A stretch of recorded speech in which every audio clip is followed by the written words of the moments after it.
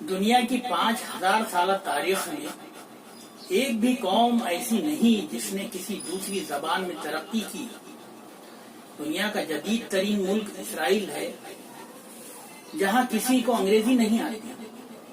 کم مدت میں انتہائی ترقی کرنے والا ملک جرمنی ہے، جہاں لوگ انگریزی سے نفرت کرتے ہیں۔ دنیا اسلام کا ترقی یافتہ ملک ترکی ہے، جہاں استاد سے لے کر آرمی چیف تک اور سائنسداں سے لے کر چیف جسٹس تک سارا نظام ترک زبان میں ہے۔ چین میں کوئی سرکاری یا نجی عہدیدار انگریزی بولتا نظر نہیں آئے گا۔ ایران کا تمام سرکاری نظام فارسی میں ترتیب دیا گیا ہے۔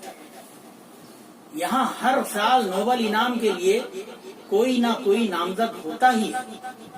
پتہ نہیں کس نے ہمارے دماغ میں بیٹھا دیا ہے کہ ہم انگریزی کے بغیر ترقی نہیں کر سکتے۔ عجیب ہے کہ اردو ادب کی تاریخ 1000 سال پرانی ہے اور انگریزی ادب 300 سال سے پہلے نظر نہیں آتا۔ ہمیں اپنی زبان کو اہمیت دینی ہوگی اگر دنیا میں نام بنانا ہے۔